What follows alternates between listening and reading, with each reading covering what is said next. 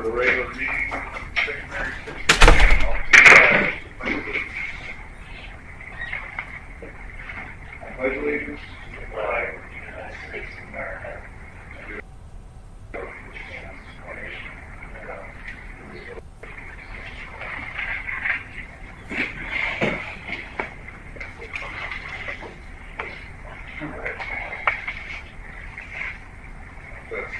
Everything's going up now.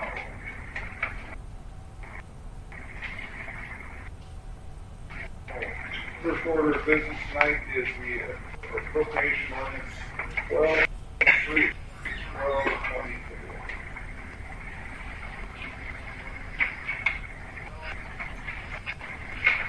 Do we have a printer error or something? Up there.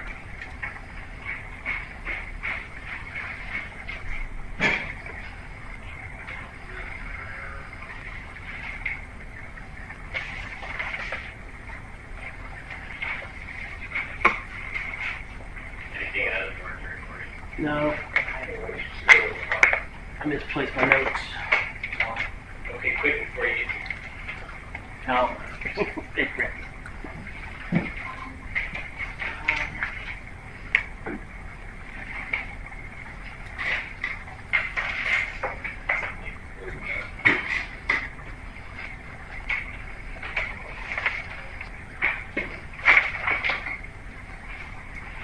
you have any questions. There are no questions on it. Go ahead. Appropriation ordinance number 12-23, 12-24. Mr. Mayor, I send a motion to second. all set. There's a motion and a second for appropriation ordinance numbers 12-23 and 12-24. All in favor signify by saying aye. Aye. All opposed, same sign.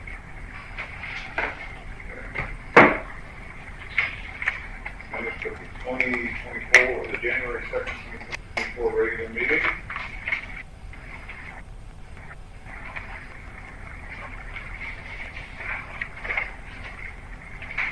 Anyone here, Matt, any grammatical errors? They look okay to me.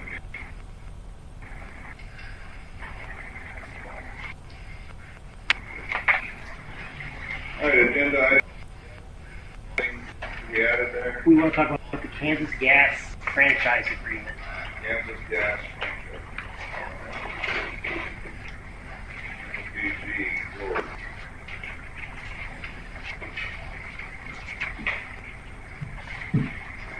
Anybody else have anything to add?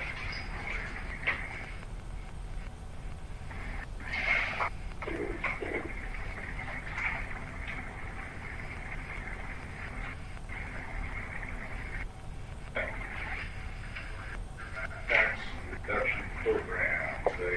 They're on. They're on. Mr. Mayor, I need to step out and find a conflict of interest here. So Bob and Christian, you guys want to introduce yourselves? The floor is yours. Okay. Perfect. Hello, everyone. Bob Berger, Innovative Health Insurance Advisor, and my associate, Christian Oliver. So, we're insurance professionals. To give you a little background, we're a third-party administrator of both plans. We're a national third-party administrator. Can you guys hear me? Yeah, I think just turn it up just a bit. Okay. There we go. Perfect. Really, our segment in the market is we're the largest administrator of ACA compliant, Affordable Care Act compliant. We're helping about, 2,000 to 3,000 different employers, about 750,000 employees nationwide with compliance with the Affordable Care Act as an employer. But in turn, we feel like our health insurance market is kind of a broken model. So we're constantly evolving our products and our abilities. And I think today we had the opportunity to meet before and present our program called Encompassing Health. In this program, I'm going to share my screen with everyone so we can see what it is. But it's a program that's being embraced nationwide from large Fortune 50 companies to state governments right now, probably either in the first quarter or start of second quarter. We'll roll 3 states that we're going to roll this program out statewide. So they're West Virginia, Mississippi, and Wyoming.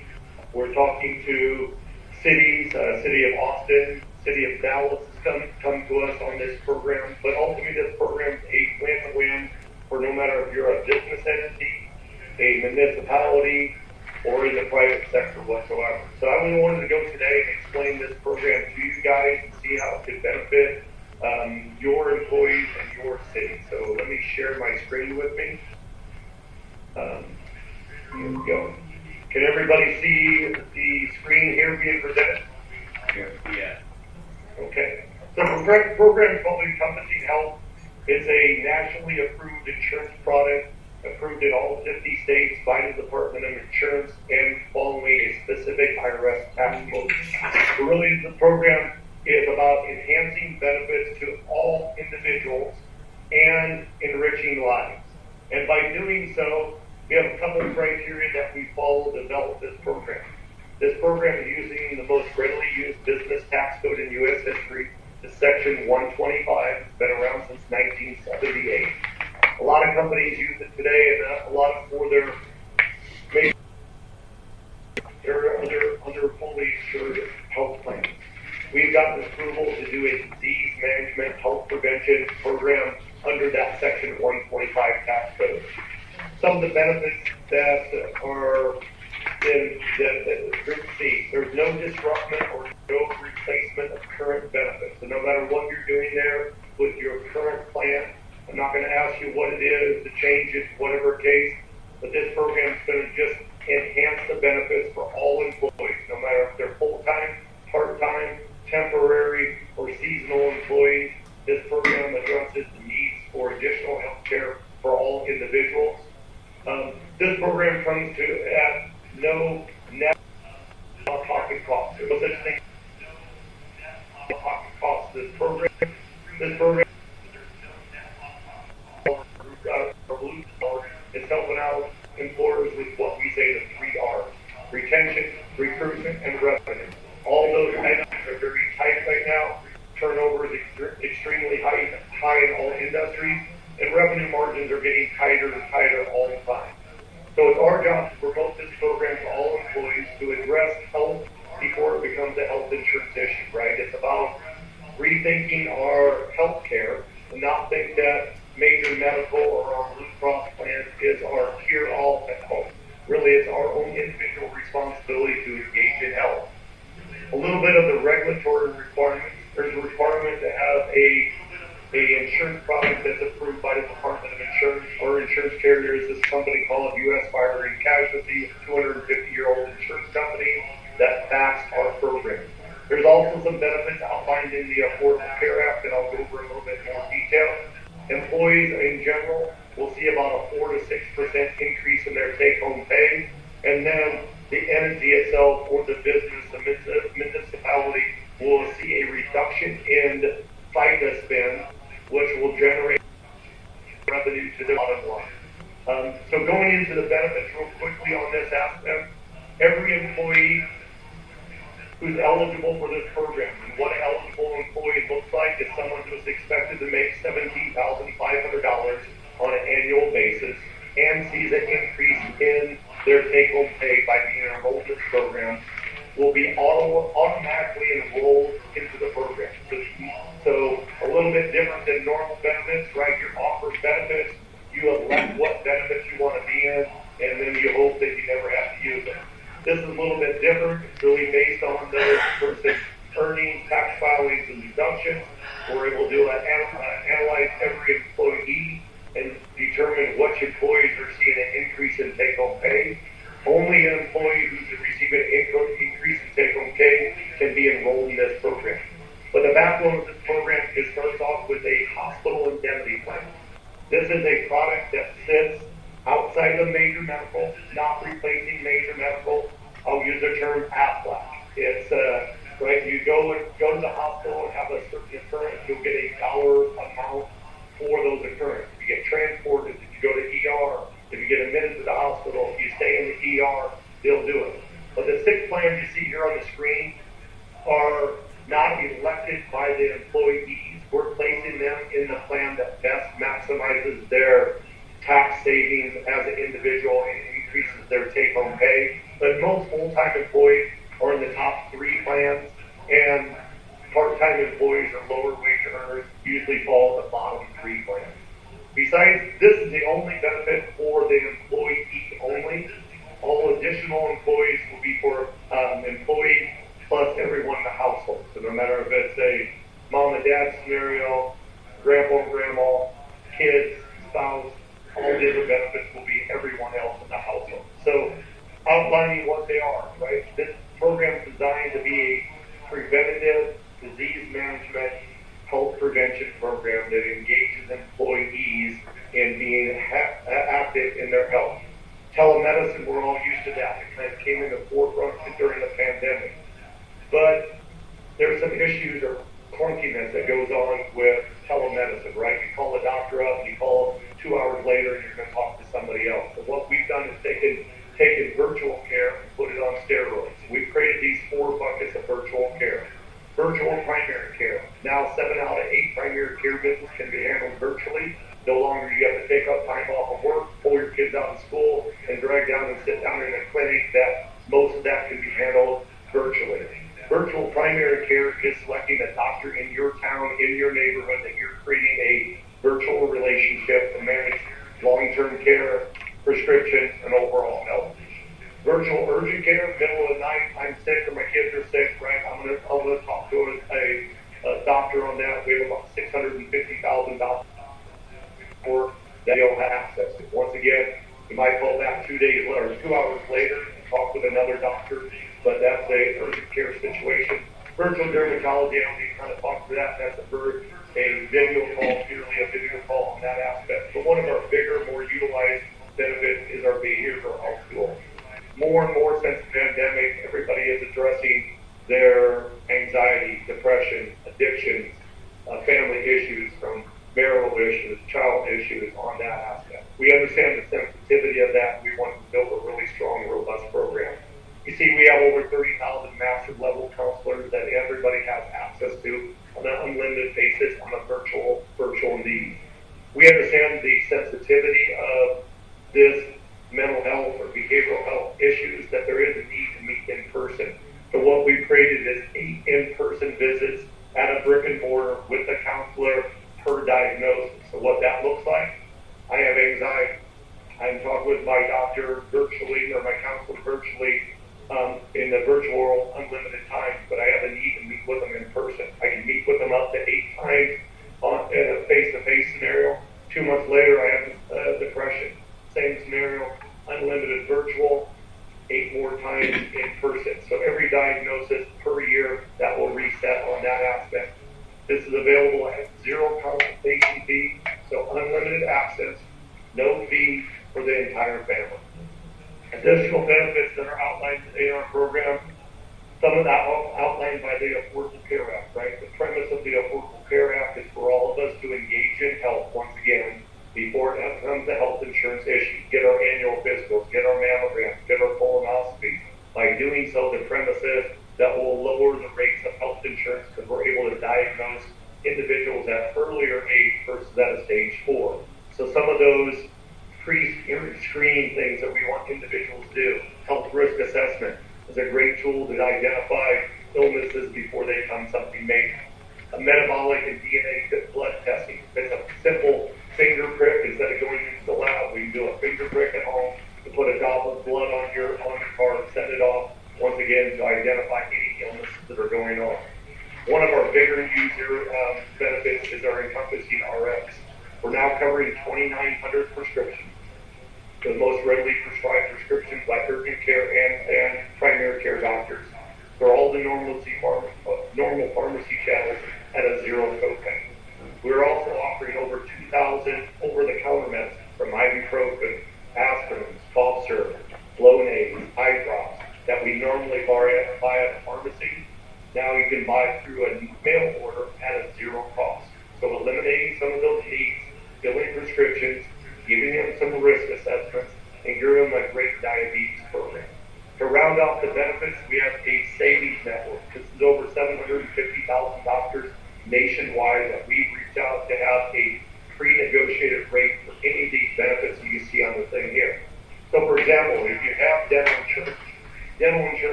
either $1,200 or $1,500. Well, if I have $3,000 worth of care needed, I'm going to have to pay the street cost on anything my insurance doesn't pay. I'd much rather get it and pay that street cost at a 50% value versus the normal dental rate on that aspect. Or Bright Vision usually only covers lenses or frames, doesn't cover contacts. Now I can get that at a real good thing. All the benefits are specifically designed to meet IRS code 213D, which identifies medical care. So kind of outlining what the benefits are. Once again, the employees are going to see an increase in take-home pay. Why and how? Because they're going to be enrolled in one of the 6 plans that I identified before. Through our Department of Insurance filings, we've become approval for a pre-tax premium using that Section 1.5 tax code, and also a corresponding claims code, or claims payment. That claims payment is for engaging with a medical professional on a monthly basis. Maybe you know some of the benefits that I outlined in the prior slide, or ultimately, we have a safety net. That safety net is a medically written, Department of Insurance approved, CPT coded newsletter talking about a specific wellness disease management topic. Maybe it's talking about it's cold and flu season, or hypothermia, or allergy season, colonoscopy, mammogram, cancer, whatever the case might be. There's about 62,000 approved letters that we can support on that aspect. So what that really looks like, I'm over 50. I go to my doctor every year and get an annual physical. Every year, my doctor hands me a pamphlet on a colonoscopy. He knows I'm going to get it, but he still hands me this medically written, Department of Insurance approved, CPT coded newsletter. I usually just throw it in the trash because we were going to make that appointment while I'm there. But no matter if I make the appointment or not, he's just engaged me in a medical transaction approved by the Department of Insurance. So now we're just taking that same premise of sitting in the office and giving you a weight sensation, or the importance of getting a mammogram, or maybe you need to stop smoking and a smoking sensation. We're taking that to a virtual world, engaging employees on a paid per payroll cycle basis with these newsletters. They don't have to set an appointment. They don't have to give us a thumbs up.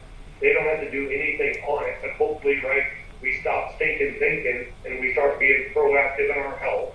And maybe there'll be a newsletter that resonates. Maybe I haven't got a physical for 2 years and I read that newsletter and go, wow, it's a pretty simple process. Maybe I should get that annual physical. That would be great. We've done our job. But ultimately, this guarantees their enrollment in the program, guarantees their increase in take-home pay. So how does that look in a payroll cycle basis?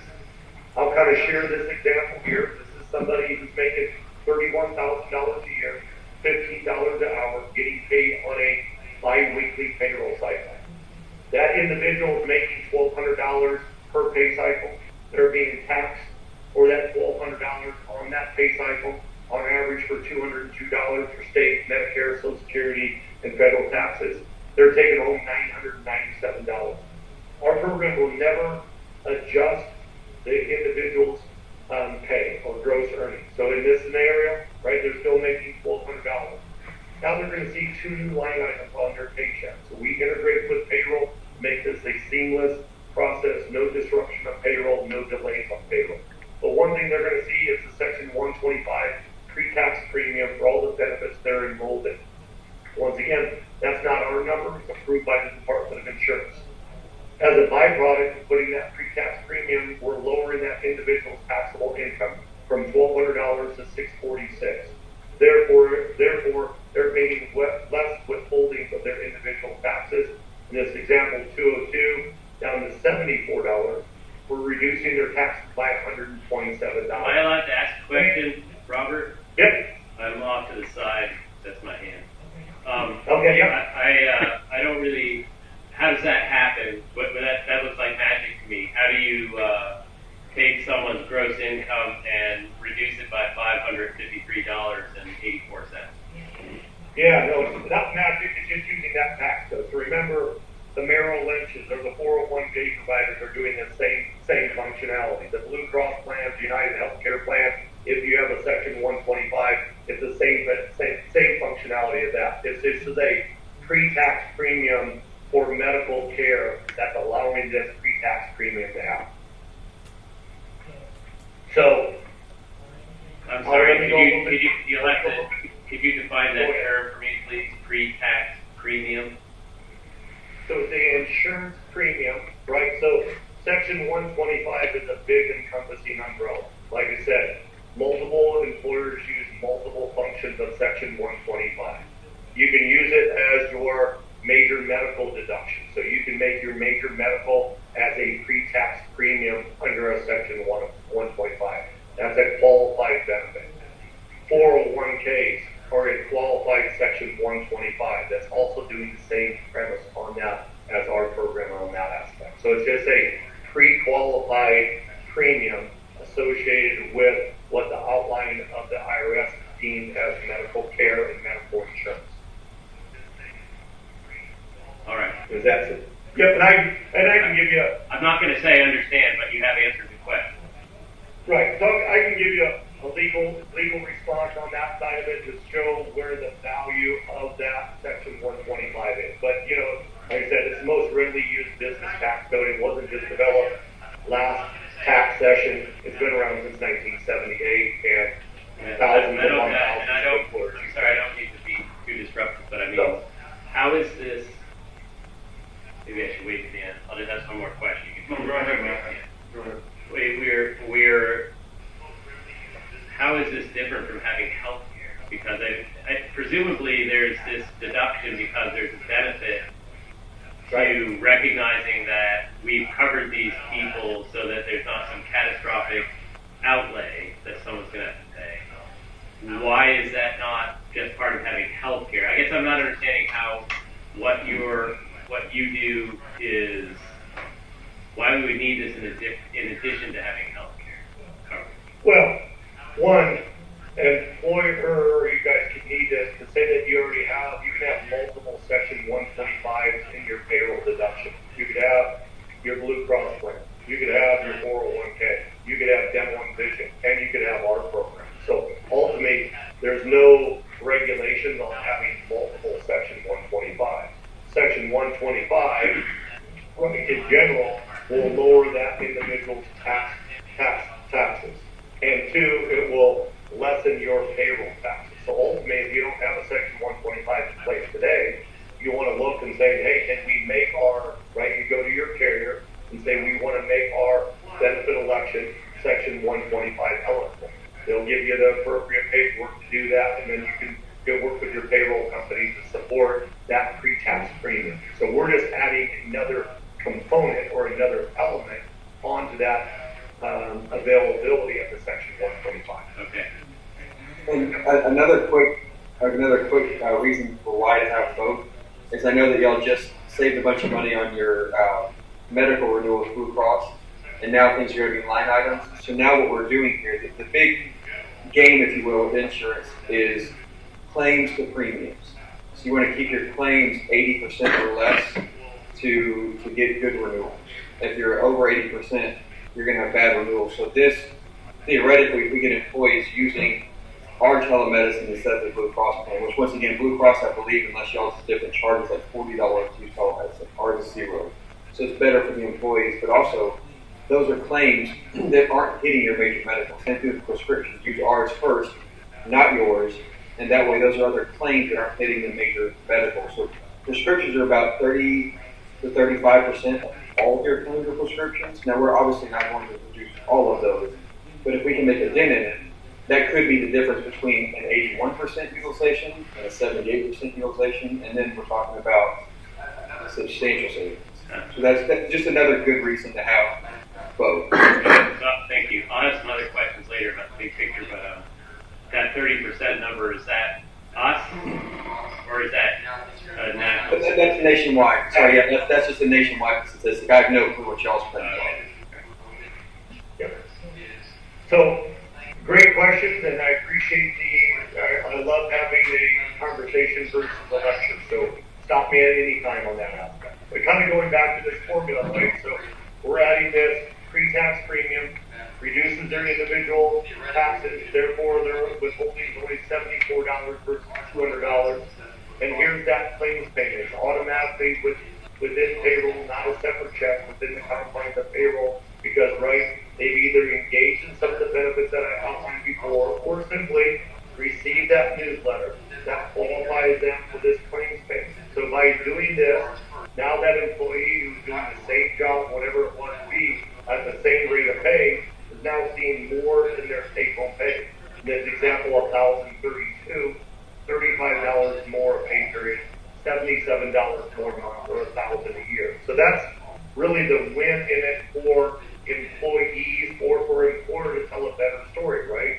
Normally you offer benefits just to full-time employees. These part-time employees never get benefits usually. So now you can say, hey, we're trying to do something different. We value all our employees. Granted, it's not major medical what we're offering, but there's some great benefits here if you don't have insurance. If you elected not to take our city plan and you have no insurance and you're rolling the dice. So it doesn't matter if you have the city plan, mom and dad, spousal, VA coverage, state insurance, or no insurance.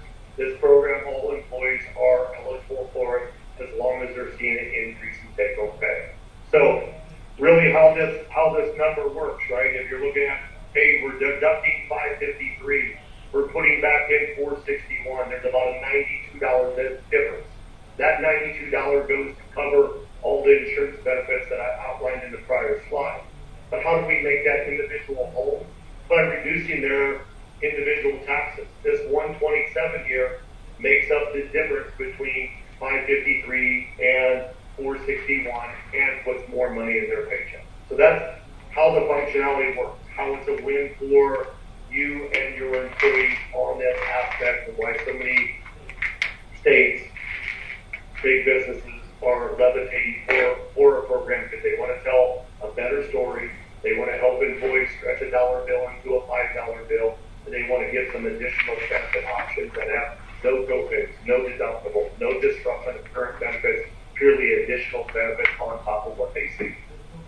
This program also works for high wage earners. It doesn't just low wage earners. It works for all employees, high wage, low wage, in between wage. So same scenario, reducing their individual tax holdings or seeing an increase in take-home pay. This example, somebody making $100,000 a year, now seeing a check of $89, $86, $187 a month. Now to your side of the story, right? You can tell a better story, you can help out with retention, recruitment, maybe even lower overhead. That we've seen that happen time and time again with our employers. But where's the financial win for you guys as the municipality or the employer? Well, without our program, Column Green, we're using that same example, that person making $31,500, getting paid on a monthly basis of $2,600. You're making your FICA contribution at 7.65% of $198. Now with our program, just like the individuals get the benefit of that Section 125 plan, the employer gets the benefit of the Section 125 plan. So you're making your FICA match not at a lesser percentage, but on a lesser amount. The employees enrolled in plan 1,200, you're making your match on that $1,400 now instead of $2,600. So now your payroll tax, FICA, $107, a $91 savings. If you kind of just follow me on the math, for this one employee, we're reducing taxes, payroll taxes, by $91. 91 times 12 months gets you a gross annual savings of $1,100. We do have to administer it, we have to service it, we have to educate it, we have to work with payroll, we have to get the whole functionality. So there's an administration fee that's taken out of that savings, not out of a different budget. But remember, this $1,100 here, you're already spending it today. We're just saving that $1,100, and now $1,100 minus $480 gets you a net savings of $621. You see it every time you run payroll, so no matter what your payroll is, but if it's bi-weekly, you would see it at a $51 savings. So if you had 70 employees, we were able to save, $621 on an annual basis that you see on a payroll basis. That's generating tax savings revenue that's going to your bottom line instead of being paid in taxes. Robert, I have a question. So Yes, sir. the administrative cost comes out of just the employer, or are you said it comes out of us? our pocket, the employer's Right. pocket. It doesn't affect the employees, in any way. That is correct. That's a employer cost on that aspect. And that cost is just for those employees who are enrolled in the plan. So say that hypothetically, you had somebody that was enrolled in the plan, they were going along, and then they decided to terminate their employment. They left out the month. They're only going to be charged half of that $40 on that month for that employee. So just an employee's enrolled, it's just being taken out of that FICA savings that you guys are seeing on a payroll basis. And if a municipality or the employer were to sign up for this, is it like every employee has to come on board, or can they pick and choose if they want to? Is it all or Right, nothing? so, great question on that. So what we do is we run an analyzer. We say out of your 100 employees, these 80 employees qualify. Obviously, the larger the number of employees, the larger the savings it is for the employer, right? And the better story you can tell from everyone. So it's not really a voluntary, I want to do it. They're enrolled and they have an option to opt out. But it's our job to educate employees, and we see less than a 2 to 3% opting out, because once employees understand they're getting more money in their paycheck with some additional benefits for them and their entire family, it's a hard program to leave, right? Because they're like, why would I leave? Are you going to talk about this analyzer tonight, or is that something for a different time? Nope, I'm going to talk about it real quick, you guys, because I know you guys. Robert, before you go on, maybe 2 or 3 slides ago, I wanted to ask, there was the red number and the green number. EH Health Screening Claim Payment. What is that number? The green one. Pre-tax, Not that green one? Yeah. So this is a deduction, right? Right. This is the pre-tax premium, section 125. Yeah. This is an addition. So a deduction, pre-tax premium, a claims payment for, once again, engaging in any of the benefits or simply receiving that newsletter qualifies every employee who's seeing an increase in take-home pay. They will see those 2 new line items on their check. But I'm wondering what is that? Is that how much this costs? That's because one is red Right. and one is green, and the difference between Right. them seems to be the net effect. So I just want to know if you could define that term for me. Right.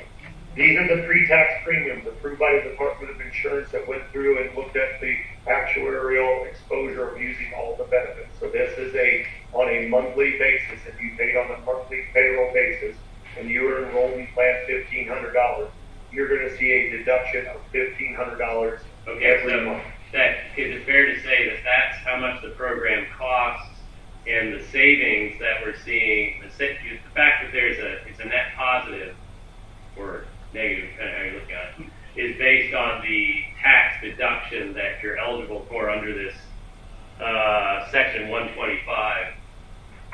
That's what you're leveraging, correct? I mean, someone has to pay for something at some point if you're providing all these services. Right. So maybe go back to here. $1,200 is being deducted. $1,000 is being put back in. The segue is $200. That $200 pays for the insurance products. So what I'm focusing in on, Robert, is the deducted and put back in. Deducted seems to be a tax break. Put back in seems to be actual money. Right. So this is not tax-free money. You can't have 2 elements that are tax-free. So this is tax-free. This is qualified as extra earnings in the case that it creates an excess benefit. Our program does not create excess benefit since the premium is higher than the claims payment, but it is not tax-free on this aspect. This would be on box 14D of your W-2 form. At the end of the year on that aspect, that's kind of a catch-all for travel, gas reimbursement, whatever it might be. That's where that is. It's the individual responsibility when you fill out your taxes to identify if there's a dollar amount in box 14D. But like I said, our program does not create excess benefits. So this program does 2 things. One, it gives you extra earnings in your paycheck on a payroll basis, but it also lowers your taxes at the end of the year by about $2,400. That puts you in a better tax situation, filing status at the end of the year as well. Thank you. Yep. So I'll kind of go through there. We work with all the payroll companies.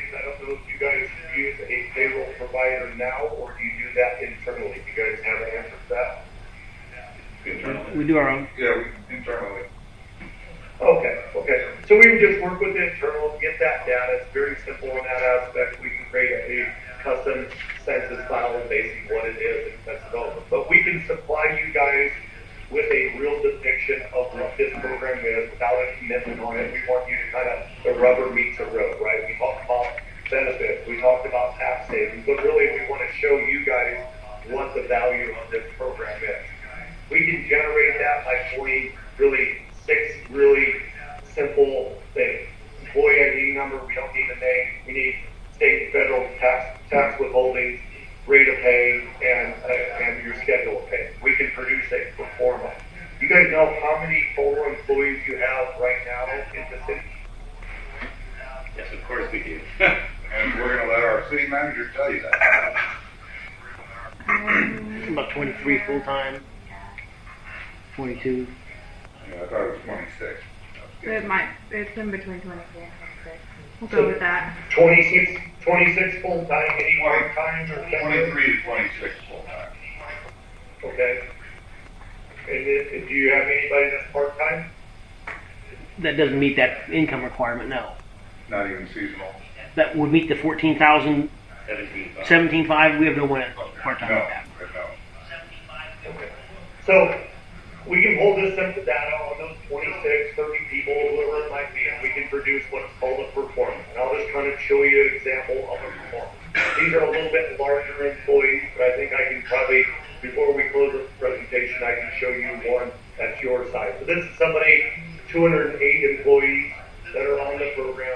We're saving this company, it's landscape company, $131,000. How that works, they pay on a weekly payroll cycle. We're reducing their FICA spend over here in the right-hand corner. Let me highlight this by $4,200. Out of that $4,200 tax reduction savings, we're taking our administration fee, $1,600 out of it. They're netting $2,500. 25 times 52 pay periods. Whoops, I think my thing is moved up to 2,500 times 52 pay periods gets them $131,000. So we can show that same breakdown for you guys. But then also what we can do, we can dive down a little bit deeper and we'll show every employee where it says John Doe here. This is their current paycheck today, and then what their paycheck would look like by being on the program, right? So this John Doe here is making $1,600 every week, getting federal. This is a Nevada company. They don't have any state taxes. Medicare, Social Security, taking home $1,267. That same employee doing the same job with maybe corporate benefits, no insurance, whatever the case might be, now gets our benefits, and now on his paycheck, same gross pay. Here's that pre-tax premium, that $1,200 is broken down on a payroll basis cycle. You can see how we've reduced their individual tax withholding. And here's that claims payment automatically within the confines of payroll. They've either engaged in medical care or simply received that newsletter that qualifies them for that claims payment. But now this individual doing the same job with more benefits, seeing a paycheck of $35 more per pay period, or $155 more a month. So that's really the story, right? The story is more benefits, no net out-of-pocket costs. Benefits don't disrupt, don't replace any current benefits, and then ultimately that employer is saving on their payroll taxes. Questions, thoughts on that side of it? So, I'll go on. Larger employees, McDonald's franchise in Connecticut, same deal, right? 1,000 employees, we're saving them $629,000 using the Section 125 program. Same scenario, shift line manager, now making $88 more a pay period for $192 a month. So the story resonates across the board, more money in your check, more additional benefits that don't disrupt, no co-pays, no deductibles for you and your entire family. We handle all, I'll give you a savings chart. We handle all the education, work extension, we'll reach out to all your 26, 30 employees, explaining to them what these benefits are. Don't drop your major medical plan. This is purely an enhancement of benefits. We'll outline all of that. We'll talk about our app. We'll talk about our portal. But then we'll show every employee, here's your paycheck today, here's your paycheck tomorrow. This is why and how you're seeing an increase on it. And then ultimately, we'll work with your internal payroll team, right? Because we need that data before payroll is run. So we need that specific data coming to us. We run it through our proprietary tax analyzer. We send it back to you. You put in the appropriate deductions, and off we go. So, like I said, we have an app, we have a portal, we have a mindful center, not an AI, that helps out with taking benefit issues. Even if they say, could I use my major medical for your plan? Well, I help them identify what's the best scenario in those cases on that counter. Some of the people that we work with today, but ultimately, this is a good story, no matter if you're 26 employees, 26,000 employees, or 2,600 employees, the story still resonates, right? We're giving additional benefits to employees that they can access for health for them and their entire family. We're also helping them on a financial needs basis that everyone's trying to stretch that $1 bill into a $5 bill as the cost of everything goes up. And then you become an employer of choice, right? You could say you do something more than what's required. Everyone's required to offer insurance for their full-time employees. We're doing something even more over and above what it is to try to be an employer of choice, a better employer.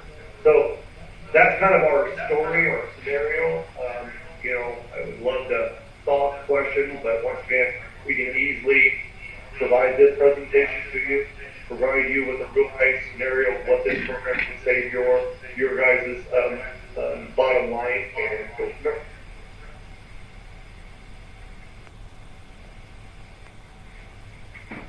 Question? I've got a lot of tips about fire hose, so I know there's a lot of stuff there. I think we can share this report with you, and then whoever that class might be, we could have a one-off conversation, see if it's worth the juice is worth the squeeze scenario to run a report. No commitment. You might as well see, hey, is this going to save us, $10,000 this year, whatever the case might be, and support that number. And then if it's a viable interest, move to next steps from there. Plan of action, sound good? I do have one question. Would you offer this? It sounded like earlier on you may not offer this to all employees. Is that based on anything, or would it be offered to every full-time employee? 100%. As long as, once again, right, because we're looking at every individual, we're looking at their earnings, tax filings, tax deductions, and dependents allowance. So sometimes there's a full-time employee, right, that's making more than $17,500, but because of other deductions, other withholding, or maybe claiming, 12 dependents, doesn't allow them to see an increase in take-home pay. So we're going to analyze every employee. The employees that are eligible are those employees that see an increase in take-home pay. No matter if it's one penny or $100 more, that's where the analyzer comes into play. Does that answer your question? That does. Thank you. Perfect. Well, I appreciate your guys' time tonight. I know it's cold. I think we might have one more question down Yes. No? I have a question. Okay, go ahead. It's my big picture question. And so who's making money here and how? I guess that's two questions. Who's making money? I mean, right? It's our product. We're not a pro bono company, so Right. we're making money on an insurance product, right? Just like every insurance company makes money on insurance products. You're making money as the employer by reducing your payroll taxes. Employees are making more money because we're reducing Right. their individual tax payments. So it's a true win-win. You guys just went through renewal with whatever your carrier is, right? That carrier is making money, but the only difference is they're saying you guys need to pay us more money because insurance is going up and your deductibles are getting higher. So we're coming to you with a positive win-win for everyone involved, right? Better story, reducing taxes, increasing revenue, allowing your employees access to some medical care that have no deductibles and no co-pays, billing for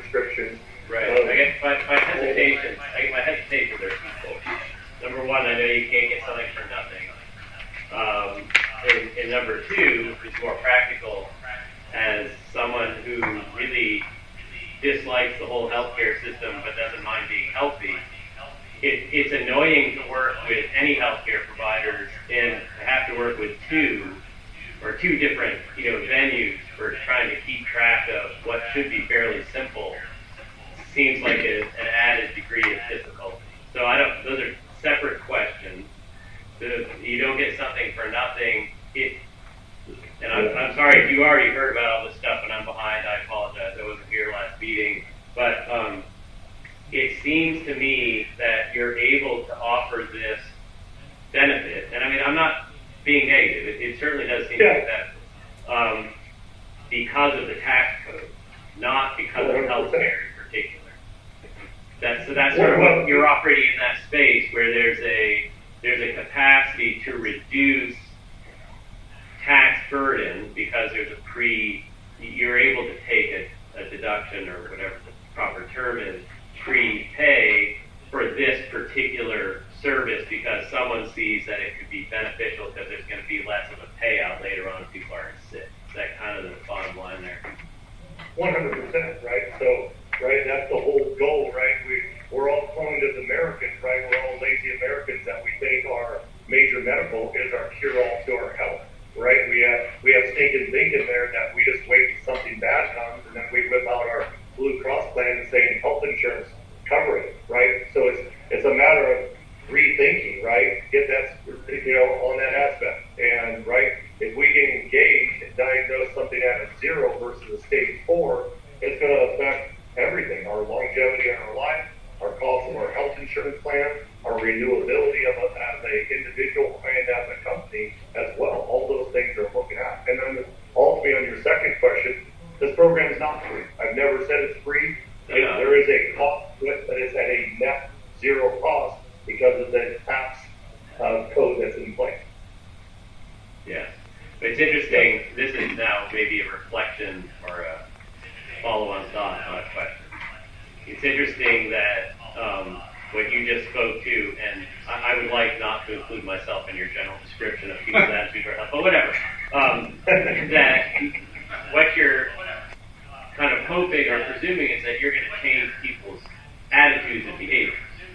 But that's all you can do. It's interesting that you think you might be able to do that, whereas you would think Blue Cross Blue Shield would want to be able to as well, right? The philosophical different model, right? Because Blue Cross is there, right, to cover really insurance was designed to cover catastrophe, right? Cover large scale, but over time, insurance now trickles down just to the most minor cut on that aspect. So, right, we all depend on, right? I have major medical insurance. Our company has major medical insurance, and I depend on it, but I don't depend on it for my minor illnesses. So I have other options to be preventative in my health care. I want to live a long, healthy life, and if I have to engage in certain things that I didn't before, then I make that choice. We all have choices in our lives. Robert, you said earlier this is all possible because of the tax code, correct? That's true. And when did that come into effect? And do you foresee the possibility of down the road that there may be changes, either enhancements or take away from it or anything like that? Yeah, great question. So it's been around since 1978, like I said on that aspect. Obviously, large institutions from the Aflacs of the world to the Colonial Insurance to the Blue Cross, United Healthcare, all access that, and along with the financial institutions from Merrill Lynch to Bank of America, all use that aspect. So it's probably been challenged before. So the change of tax code is the act of Congress, right? So we all know that our government's not the most efficient model at the current time. So does it hit a radar? I don't know on that, but it would really have a global effect on business operations to change Section 125. So we need to decide if we want them to take a look. Do the pro forma, I think, is authorize them to have us fill it out. And that's no. You on consensus there? Or? I think. So, Robert Francis here. Mike. Robert Francis here. When do you plan on sending the slideshow? When do you plan on sending the I don't slideshow? know his send it to everyone? Let me see who is on the invite here. Who should we send it to? I know there's a few people on the invite. Is there one specific person that we'll send this information to? I think if you send it to the city manager, he can distribute it. Okay. I think if you send it to the city manager, So he can Christian will distribute send that it. right after this phone call. We'll send you the presentation, a quick one pager, and kind of that sample census to pull that information to develop a performance. I mean, it's worth looking at and then just saying, hey, is it something we want to continue down or not? Do we have a consensus to look at the performance? Everybody okay with that? Information. My only hesitation, final hesitation, is that University of Nebraska you're supporting behind you? Yes, it is. You know, you're a few decades behind there, Robert. Hey, next year is our year. Yeah. Okay, yeah. Their glory days are in the past. Yes, thank you, Robert. You got it, guys. Have a great day. We'll get that email over to you. Thank you. Great night. Bye-bye. Thank you.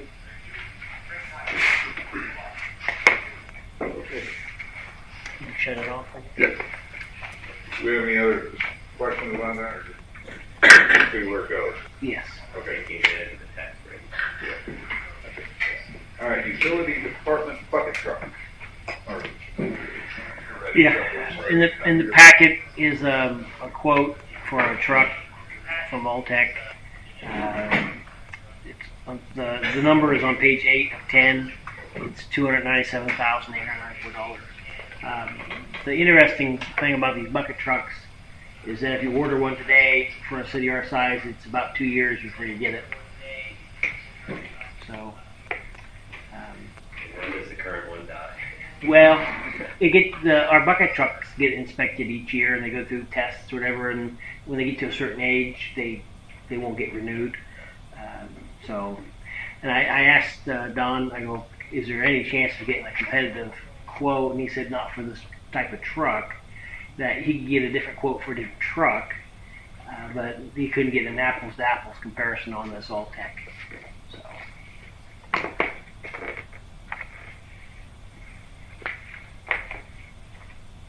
Is this in the budget? Well, so the interesting thing about that as well is all you'd be burning this year's budget authority, because the payment wouldn't be, I'm not sure if there'd be a down payment, I didn't see that in here, but you pay for it. Is there I know that there are some big items like this in the 10-year plan, yeah. 15-year plan. I just don't know if this is in there. I know there are some big numbers. I can't remember if I've seen this one. Yep. You don't know. I don't have it in front of me, I haven't seen it, but we've been talking about it for about a year, so. Yeah. And how would we break that? I mean, how many years? Well, so if you approved it, the auditor would look at the minutes and charge it to this year's budget authority, but it wouldn't be hit. I don't think you have to pay for it in advance. I'd have to verify that. But the budget authority would be spent, but the cash would be at a later time. When we receive the truck? Well, there may be some kind of earnest money to put down on that. It looked like just all technical aspects of it. We would have, if you approve it, we'd come back to the next meeting with, an agreement or whatever for the truck. So,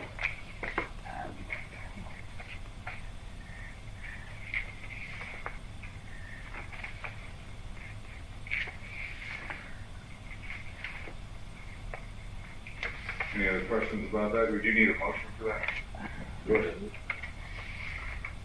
Thank you, Mr. Mayor.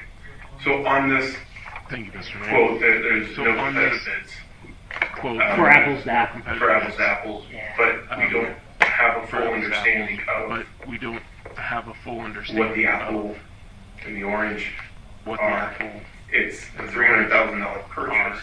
it's a $300,000 So, purchase. from my perspective, I think it's From my I would be perspective, hesitant to approve it because I don't I would be understand hesitant what to is approve different it about because this I don't truck and understand the what truck is that different we about get a this truck competitive bid on. and the truck that You mean we get a an competitive bid on. alternate truck? It just specifically why this It truck just and not another specifically truck. why I mean, this it's truck. Or not why a not a value used? Why not a used I mean, truck? it's not a doubting. It's more of just asking the question It's why. it's I mean, more of just of course, trust asking the Don, question but why. at the I mean, same time, of course, trust Don, but more- at the same time, I'd like to understand more- why this truck I'd like to is the understand truck he why wants, Mhm. this and why truck another is truck the truck he wants, wouldn't and why another suffice, truck and what another truck would cost. suffice, and Because what without another that truck information, would cost.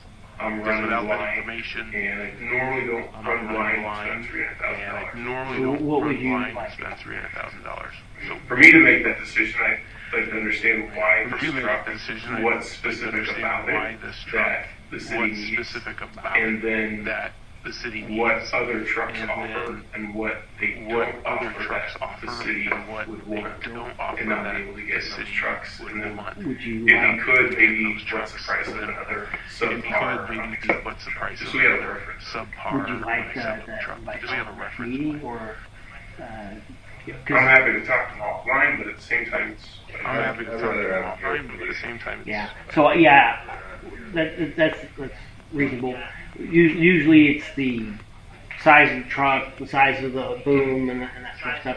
But it is a lot of money. And listen, we're looking at 2 years, so 2 weeks isn't going to make a difference. So How old is our current bucket? well, we got several of them, and I don't know what the actual age is The one that he wants to replace, you don't know. now. I would like, if Don would be, so willing to, Yeah, but you're also wanting additional information, like another quote, or do you want him to ballpark it? Because you can invite him in here and ask him those questions, and he can come back at another meeting. Because, well, I would agree with Francis, maybe you can give him those questions beforehand, see if there are other trucks out there that are available, other companies that are available, if it's possible. Yeah. Maybe shoot him those questions so we don't have to have him come to multiple meetings, but just have him come to one. If there are other, like you said, maybe a used truck, if it has to be brand new, why, what the justification for that? sounds great. Carried over, Guerrero. Did it carry over? All right. Next order of business, the golf course.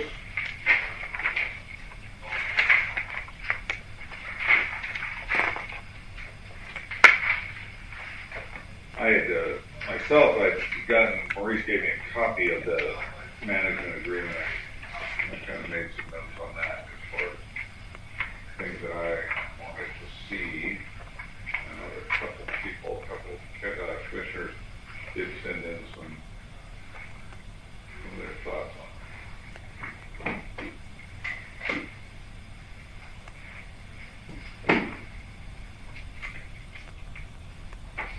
Anybody want to start? Matt? It's me. I was just going to start down at the end of the table while I work around. There are two ends to the table. There are two ends. No, I mean, I will. No, I mean, I did not. I didn't go through. I did go through in detail that initial. I did go through in detail Agreement. that initial. And my comments would be the same as what I'm kind of seeing here from Chuck and from Francis. The basic requirements. I think we've said. I know we have said from the beginning. Even if we have to take out some kind of a loan, the idea is we're not going to raise any taxes in order to, and we're not going to subsidize the golf course. And what falls out of those things are the details of we are not going to employ the people who run it, and we don't want to pay for the equipment, and we don't. So there, we are. If something needs to be done to upgrade it so it can be run. I think we're willing to invest in that if they can demonstrate that what we have to pay for that is going to be offset by any funds. And other than that, we're just providing the venue and then they run it from there. We don't, the whole annual budget thing, I think for information, that's fine, but we don't really want to be running the budget. That takes the whole thing. So I think all that to say, I agree with the detailed inputs that we have here. And they're consistent with what we've talked about from the beginning. One of the line items I put in here, which I think could be struck from the contract, is the first right of refusal from Great Lake, and that's just not even applicable in this case. But one thing that I would like to look into is if we could get Agreement. this funding through the grant, using the same grant as we're going through this process, why not update the clubhouse in the process? And if that would be something that would fall under that grant. Because ultimately, half the cost of refurbishing the clubhouse could be covered in that grant. And people to use that clubhouse for different events. So it'd be a good opportunity to maybe get a general contractor, several general contractors that could take a look at it. Submit an estimate. For me, I agree with a lot of that, what was presented. I don't want to do an RFP. I don't think it's necessary. I think Great Life is, we've had this discussion before. So I think Great Life, if we're going to do this, we're going to do it with Great Life. Maurice, I'll send you my thoughts as far as, I agree, like facility, we're not going to be responsible for any employees. I don't want to be responsible for any equipment. I don't care if it's a pair of cutting shears to trim a bush. I mean, if they want to take it over, it's going to be theirs. And I agree with you, Matt. If they want to show us what their annual budget is, that's great. But I think if we're recouping enough money, or we can recoup enough money to pay down any kind of debt that we incur, that's what I'm primarily interested in, because I don't want to burden the taxpayers at all. None of us, I think that's been, from the get-go, everybody has said that. So, and then as far as the clubhouse, I know, and having had conversations with Rick from Great Life, he said, and I think, Maurice, you were there at some of those, that he thought it was pretty good shape as it is. It might need to be touched up. I mean, if we want to enhance it, or we want to, because I know like what they use for the food services, I think it was a couple air fryers and a deep fryer and a pizza oven, and that's it. So we're not talking about an upgrade, a whole new kitchen facility or anything like that.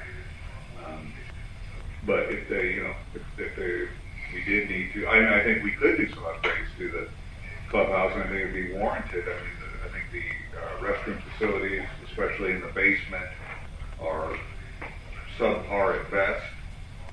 No, unintended on that. And the, I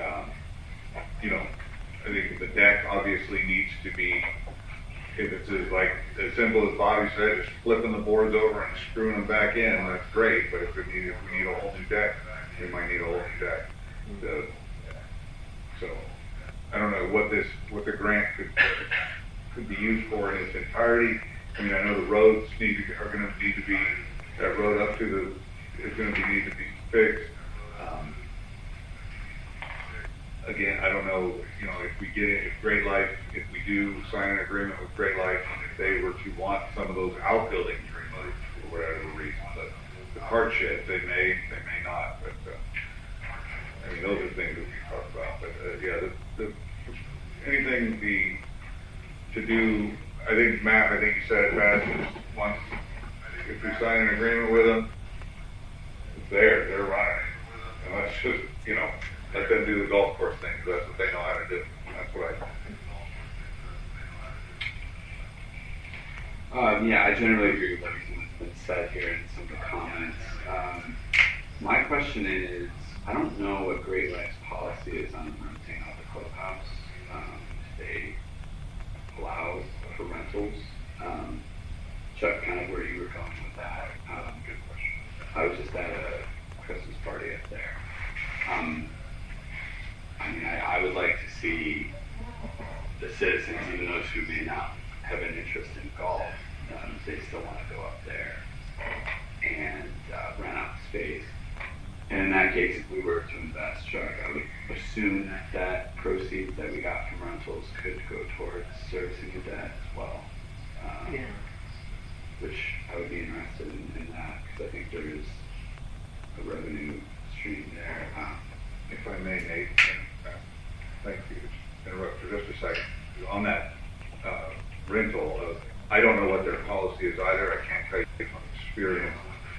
In probably maybe August or September, I was playing at the course Western Hills, and if you're familiar with the clubhouse at Western Hills, it kind of has a seating area off to the side. And it was being used by, I want to say, either FFA or Boy Scouts. It's kind of, it's something like that. Some organization was using it. So I don't know if they would do that. But that's just when you said that, that memory popped back into my head. So I apologize. Thank you. Yeah, and that's, I don't know if that's a deal breaker in my opinion, but I would like to know what their policy is on that. Beyond that, I want to know. We've gotten some sort of build-up on costs, and I think I tried to pull all that together from Mammoth. Maybe we don't do everything right away, or don't do it at all. Maybe pickleball never happens. But what I want to know is, what is the total project cost? And then sort of peel back the onion and go down to the point of what does Great Lake need to make every year so that a 50-50 rev share pays our annual obligation to the bond. After you factor in whatever amount of the grant that we're going to get, if we get it, that's 30%, 40%, up to 50. I know you sent over the example, right? So, again, these additions make sense to me. I generally agree with all of them, or most of them. And I'm interested in, what is the project cost all in to see what this would look like and what would be required. So, but I would like to know we can figure that out. Yes, I'm going to be at the other end now. So, on this, I think I was pretty clear. And everybody's already said it. Just a couple points. One, the 50-50 rev share, I believe it's 50-50 profit share. So there's first share. Let's make profit. For there to be a 50-50. Which I think we've seen presentations of other cities in the area that struggle to make profit, and there's often a subsidy transfer to keep the golf course alive. But just wanted to make that point, that 50-50 share of profits, if there are any.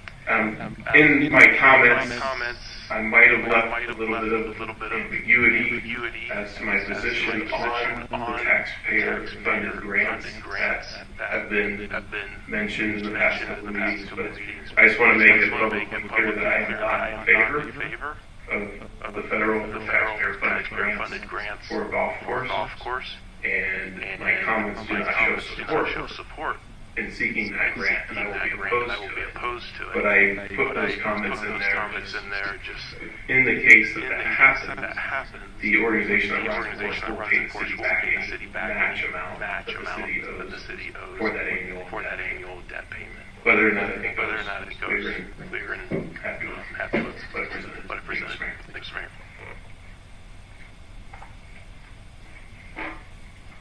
Do you have kind of an idea of what we're looking at here?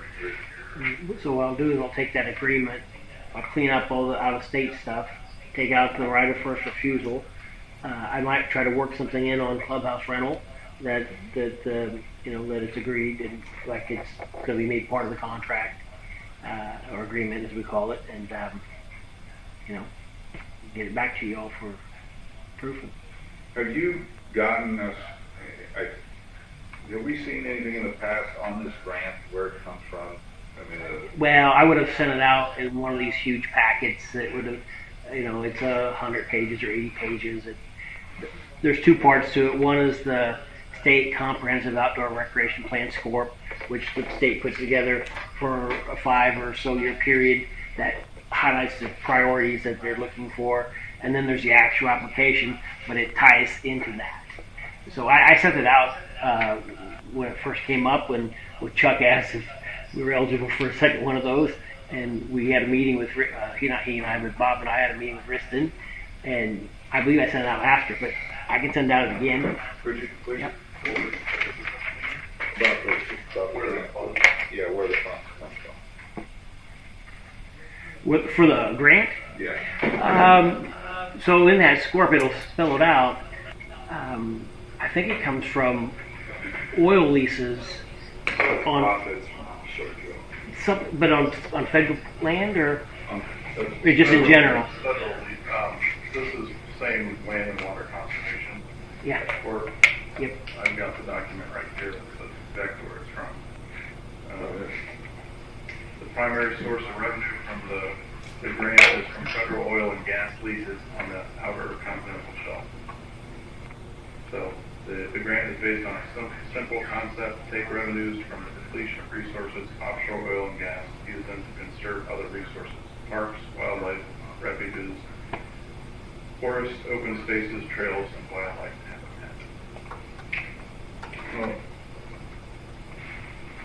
it doesn't, I mean, and I am generally opposed to grants that are coming from taxpayers, individuals, but this is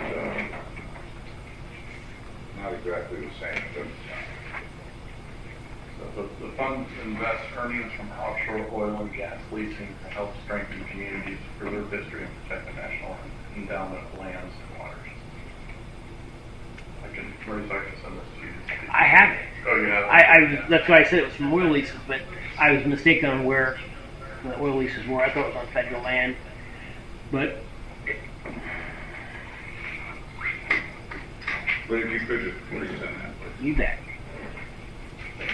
Are there any other questions, discussions about the golf course? All right, we'll move on then. Item D, floodplain administrative procedures, Maurice. Is that D? That's what I got on mine. My D. Do you have okay, mine's just reversed. So Water rates, yeah. what do you want to talk about first? Well, what the actual agenda says and not what I have. So the state has done the audit as far as how we've enforced the floodplain. They provided some draft rules or procedures for implementing them. In order to eventually be accepted into their community rating program, you have to have a structure and a traceable set of procedures that they can come and audit to make sure you're following the rules and all that sort of stuff. This is one step of it. At the very end, there's a floodplain permit as well, and you can treat these as separate items. So there's supposed to be a conference on the 22nd where they're going to review previous action on floodplain. They're looking at other permits, and they highlighted 6 areas. One of them was a city's project at 8th and Alma, which I never filled a permit out for. That was at drainage too. One was some sidewalk on the museum property, which I wasn't even aware happened. And then the hospital had a new roof put on.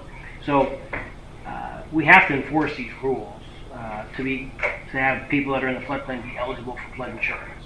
If we don't enforce the floodplain rules, whether you agree with these administrative procedures or not, they could remove us from having access to flood insurance. I mean, now of course that's a long drawn out, probably whatever. So that's what it is. So in the packet was a modified version of the draft they sent. I'd taken this to the Planning Commission last year, and they just wanted I corrected some spelling for me. I took it to the Board of Zoning Appeals, and they looked at it, and then they tabled it. And then I just brought it here tonight. I had the gentleman that was hired to do the survey work out of Junction City, I can't think of his name.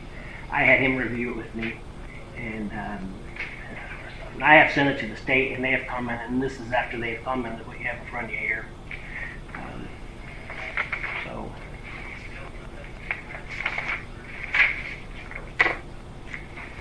There's also a copy of the floodplain regulations that were adopted last year in the packet. There should have been. And then, were there any questions on the information?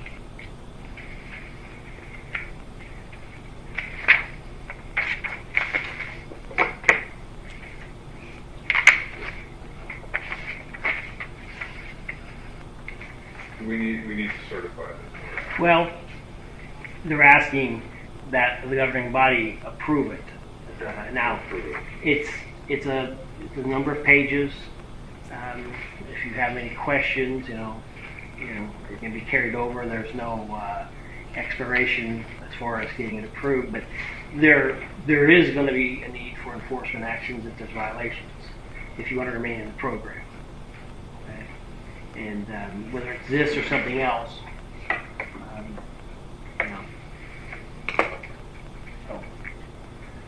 we had another one at a storage shed that, the interesting thing is the storage shed was at the edge, so it's in there on the map, but yet someone had their house surveyed that was on the map that was out. The city built that barn down there in the bullpen. It's in the floodplain, except when it's surveyed, it's out. That sort of stuff. So it looks as if the map is a little on the aggressive side. Then, I haven't heard of anybody having their property surveyed to find out that they're more in the floodplain than they are. It's usually they're lesser, and that sort of stuff. So, but yeah, so any man-made change in the floodplain, or what we call the floodway fringe, which is what we're calling the plan, has to be documented. If you put it in the floodway, which is a checkered area that is supposed to be completely clear of obstructions, that's where the water goes out, you can build in there if you get a no-rise certificate, which is an engineering document that they've done a study on that says what they're putting in there will not raise the floodwaters by more than a foot. And that involves anything in there. So there's someone dropped a storage shed in there that's three-sided, but it's in the floodway, not the fringe.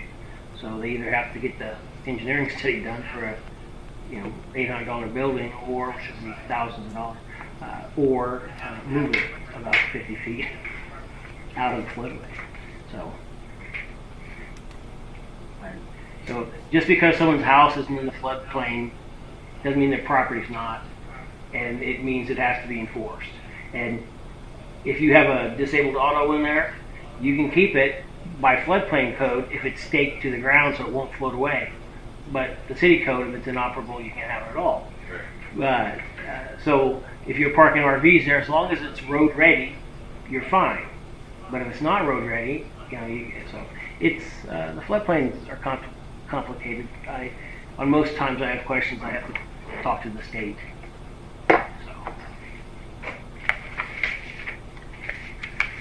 So just adopt this, we can carry it over. It's up to you. If you feel comfortable having a consensus that I can use the administrative procedures as presented and the permit that's attached, I'm fine with that. If you look at it and you go home and you see it and you want to undo it the next time, you can do that.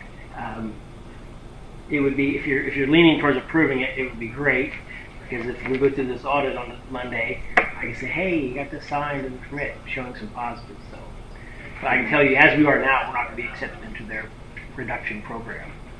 So, that's just, I know how it's going to work.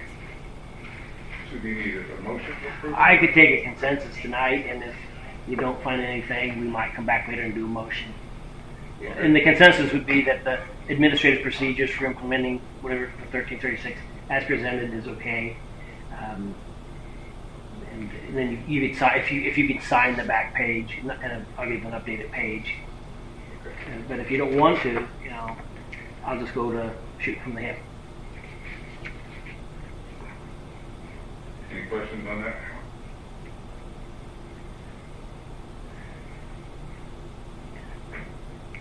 I just have a comment, Mr. Mayor. I'm okay disapproving it this evening, and then even if, we all have documents, we can do our research. If there's something we don't like it, then we can bring it up at a future meeting. But if that's going to help out the meeting on Monday, I'm in favor of approving it, but certainly continue researching it.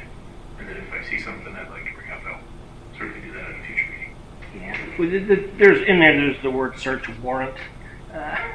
So, but other than, I mean, that's an extreme situation. But I think it would come into play whether you adopt these or not. But I appreciate the thoughts there. So if I would accept a motion, if you would take the motion and do it that way, and then you could sign it and it would help. So you need a motion to approve this ordinance number 1336, Well, floodplain regulation for the... I would like to have a motion to approve the administrative procedures for implementing said floodplain ordinance as presented. And then that's it. Okay. Say that one more time for me. See, someone can make a motion to approve the administrative procedures for implementing UDC or ordinance number 1336 as presented, and the accompanying permit. Do I have a motion for that? Yeah, I'll motion for that. As presented? We have a motion as presented. Do we have a second? I'll second. We have a motion and a second for the Second. motion as presented. All in favor signify by saying aye. Aye. All opposed, same sign. Motion carries. Thank you. Item E, water rates, fund and infrastructure projects.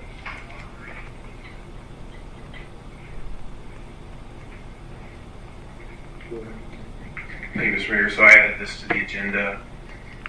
Partly just getting caught up on the work the city commission did last year on water infrastructure plan and projects. A few years ago, the city hired PG to water system analysis and payback projects. Water system analysis. The city commission at that time increased the water rates At that time, to start building up the water fund. rates To start building up the water fund. The projects so we'd have some money to spend when be the available. project. Currently have a debt in the water fund. I think it Currently expires have in a debt in the water 2029. fund. I think That payment's around expires in $30,000 a 2029. month.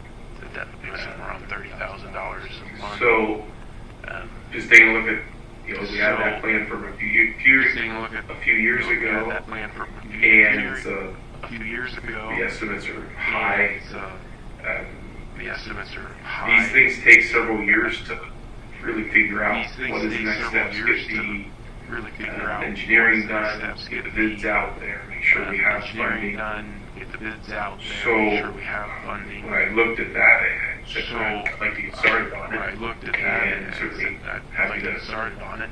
do the work that I think is necessary and present to the city commission. But keep it on the agenda so that we don't lose sight Keep it of on the the agenda need. so that we And don't also, lose sight of the need. Make sure we're And prepared also, when the time comes Make sure and to we're move prepared forward with the when the time projects. comes.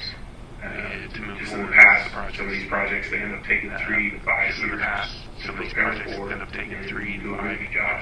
years to prepare for. And do So, a good job. no time like the present. So I asked for this to be added No to time begin like the present. conversation. So I asked for this to be added. What we need to do a first step. One thing we did a few years ago is analyze our rates One thing we did a few years ago was Analyze analyze the our water rates and project out our fund a few years to and 10 project years out what that fund is a few going to years look to like, 10 what years monies we'll is have what available, that and fund then is make gonna a look decision like, what monies will we have available, and then on make a the decision water rates so we can be in the position we on want to the be water in rates when we so decide we to can move be in forward the with these position projects. we want to be in And that may when we include decide to move forward a with rate these increase, projects. but the options are, do we A rate increase. increase the But rates the options sooner, are or do we wait, incur increase the massive rates debt, sooner, and then or do increase the we rates then? incur But I think massive debt, whatever the decision and is, increase the rates it then? would be good to But start thinking ahead, whatever the decision is, know what that decision needs to be, make it now, or know wait what that until decision needs to we be, go make into it now, or that. wait That's the until route the city decides to do. So, looking at this, my intention was to begin a conversation. Looking at this, my I'd like intention to was see it kept on the in agenda. conversation, And then I'd like it to might take see us it a kept year, on it the might take agenda. us 2 years, and then but it work might take us towards a year, it a might very take us 2 clear years, plan work on towards a very improving clear water plan infrastructure. on improving the Not water necessarily exactly what the engineer presented, not but necessarily we might be exactly what the modifying engineer it over the presented, next few years, who knows? we might be let's modifying get ahead of this as future opposed to notes. wait until Let's get ahead of this as opposed to wait until and something. And so the first step that I would ask for is just kind of start So reviewing the first the step rates, that I would understand ask for is start reviewing the where rates, we're at now with our understand, current rates, our where current we're at budget, now with our project current that out a rates, few years, our how to do that current work, budget, and project out a few years, present it back to the city commission, and and then, present it back to the city commission. yeah, just say, And then, where, what amount of carryover yeah, in so that, what and what amount we of want to see carryover in in year that 2 years, 5 and years. what do we want to see when we in finally either 2 years or these 5 projects. years? When we And finally then once we know those numbers, then we start analyzing the projects. know those numbers, then we start analyzing Really the make sure we've projects got a following that, fine-tuned and understanding make sure of we've what's got a the first fine-tuned one, what's the cost. understanding of Let's what's start the planning first out. one, what's the cost, and let's start planning. So in the packet was an updated water report from last year. And in there is a rate analysis that also takes into consideration the different funding sources as well as doing one or multiple projects. So where this was left off last year was the commissioners were deciding whether they was going to do priority 1 and 2, priority 1, 2, and 3. 4 seemed to be a stretch. And then here it had estimates. And then it also went through and told you what the rate would have to be increased to fund that. Maybe, because of all the inflation and all that sort of stuff, starting from the engineer, if they should have it all graphed out, ask them for an updated report again, or do you want to invite them to a work session, or do you want to do your own rate analysis? But they seem to have done that in that update from last year. You put that in the, did you put that in the, include that in the, Page 22. is it page 22? Yeah, I put it in there. It's all color, different colors. But that's where the commission was at last year. Then what happened was the state sent out a letter that said there was no revolving loan fund money available. And then they sent out another one that said there was. And then it just stalled because of they were trying to determine whether the city was going to be eligible for this USDRD loan. And if it is, then you could do all 4 of them with a low enough interest rate at the same time, theoretically. But we never got that answer. And then various things sidetracked it. Because they were also getting, they also got a quote to the lift station up in Lakeview. And that one kept bumping up. And then we're working on a sewer plant analysis, which they haven't gotten down. They wanted to include those together. Pat thought, but I think we should maybe look at the lift station if you're going to use revolving loan as an independent one. That thing has a liability out there that the sewer plant does not have for the city for the backups and all that sort of stuff. The engineering work has been done. The price tag kept piling up though. It would be tying into the church's sewer line, and then I believe normal protocol would be for the city to maintain that as its own sewer line, assuming the other party agrees to it. But you can use this, or if you want to start doing the analysis, I have no preference. We can help you get the information. So the idea is more take a look at our current rates, and then our current budget, try to project out what our carryover, our profit in the water fund is each year. Let's say we profit $10,000 or $50,000. It puts us in a little bit of a different position 2 years. It puts us in a little bit of a different position. If we want to increase the rates, so in a few years we have about $500 million. In a few years we have about $500 or at least knock out the engineering. That was the original goal, was to have money to pay for engineering work, assuming that it would all be borrowed. But cash is okay too. Yeah, what the engineers did is pretty high level. What we did in the past was we actually took a look at our annual budget, annual revenues, and we could project how much money we want to have, project profit in the water fund each year to prepare for this project. And then just back out and figure out what the rate needs to be, what the rate needs to be. That's the decision, and then start preparing for the project, and then knowing start that preparing for we've made a decision knowing on that how much money we want available. we made a decision on how much money we We were wanted just available thinking in ahead, those projects. getting ahead of the projects, We were just thinking ahead, getting ahead of the projects. funding a little bit, or at least making a decision on where we want to Funding be. a little bit, or at least make a decision on where we want to be. So the first step for me would be to. So the first step for me would be What did we do the first time? We looked at the total gallons purchased per year, what our rate was, we do the and then we started gallons purchased. taking a look at different rates and looking at our budgets over the next few years, what they'd like to be, looking at and then just trying to make a decision, okay, would be how much do we want extra water each year? how much do we want extra When we start each these, year? on a certain amount. When we start these. on a And certain just amount. one final thought on that, is there the thought of, at the end of each year, transferring money to the water reserve fund out of that, or do you want to leave it in the actual, not that it matters a whole lot, it's just that when you take it out of that fund and put it in the reserve fund, it's easier to keep track of and not let it, it's just a thought. And I think it's something you could handle at the end of each year through a resolution and not put it in the budget.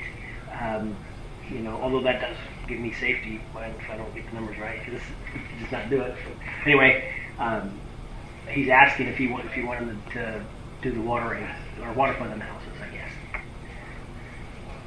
Well, you had the, we went over all the priorities last June, 1 through 4. And I know we talked about, putting the two. As far as doing the rate, that's fine. I don't have object to any of that. But we still have the list of priorities. And then it's kind of like we just kind of stop on it. And, I think that's where we need to focus. What are our priorities? What do we want to get accomplished? And what they had told us when they put that report together, these were examples, and as Francis was saying, if you need to change up one of the priorities so it covers a slightly different area, they have it all on their system, and they can do that rather more easily. So just let me know what you want. Go ahead. What was the, I know we're still paying off the debt.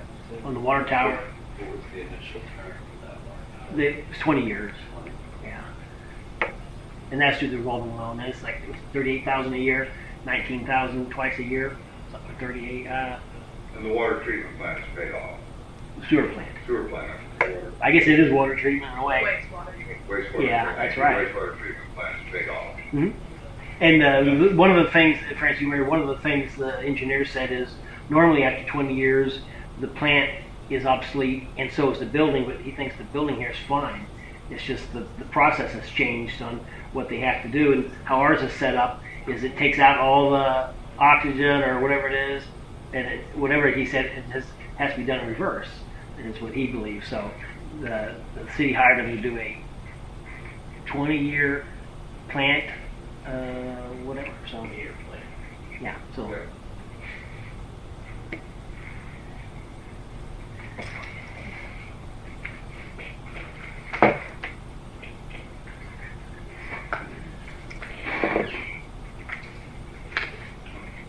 Any other discussion on that?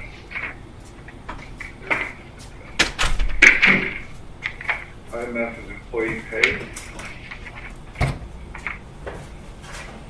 After the last meeting, I was asked to put together something that would show the effect on the general fund of the 50% of the proposed increase. Yeah. I believe I provided that. What the difference was, instead of just the amount of dollars, it included the FICA and the capers. And it was just for utility. And then also at the bottom, what that shows you is how the administrative department salaries are charged. 25% water, 25%, that whole thing. So one thing to do would be to lower the general fund portion, say go from 25% to 12.5%, and then take that 12% and add to utility or electric, and that would lower, I think, $30,000 or something like that more from the general fund, if that's desirable. So Brett getting there. Yeah. And what's our savings from the healthcare? well, so citywide they said 103 or something like that, but that hits all the funds, not just general, but that would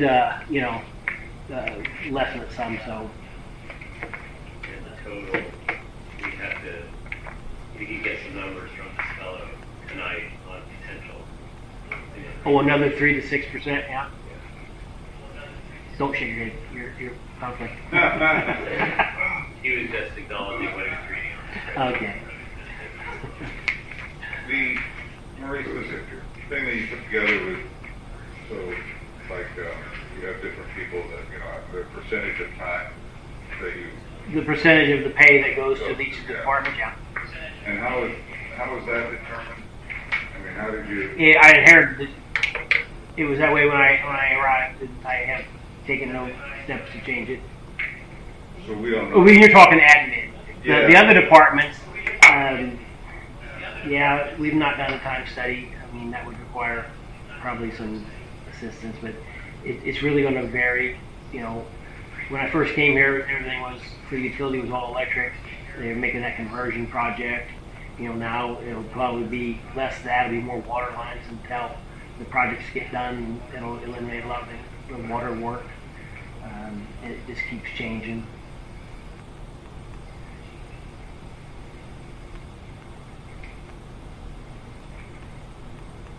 Yeah, I just wonder what the 10% for Dan Marshall is to the general fund. As a mechanic. Is that what it is? So the position that we hired him from was Jack Furlog, and Jack would do a lot of mechanic work for a street department. Well, some. I mean, they do most of it themselves. That is something that could also be changed. I don't know if he does as much as Jack did. You know.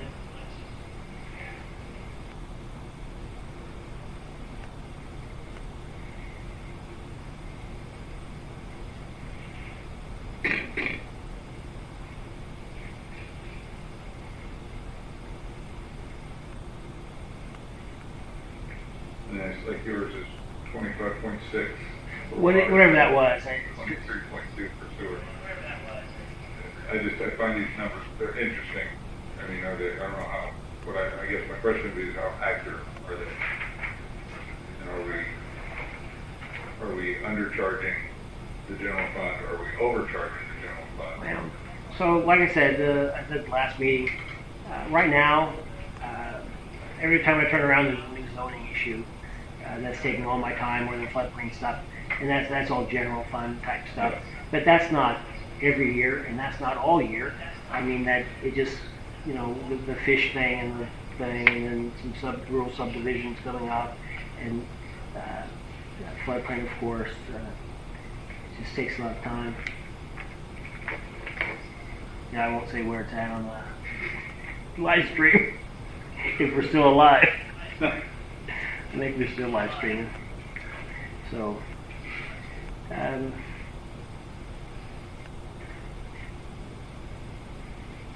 so last time it was discussed was doing the 50% of those that would be more than the 3% or whatever, but those that were less than 3% would get 3%.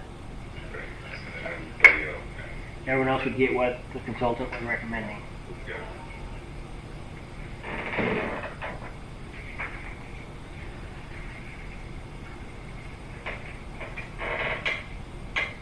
Do you want a motion for that, or do you want? Well, I want to see some sort of consensus to follow through on that.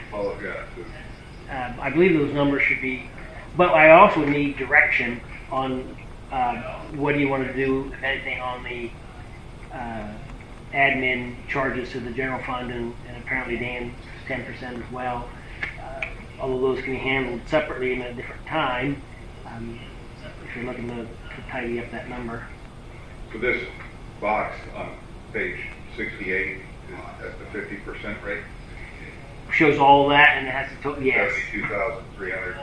And because it was 61,000, I think, right on the one column with the actual dollar, and then the FICA and the Social Security or capers added to that. Yeah, 61,318.40 was the annual increase. Yeah.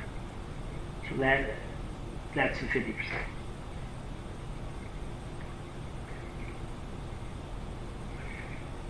And the others are just total numbers, but the actual increase is the 72.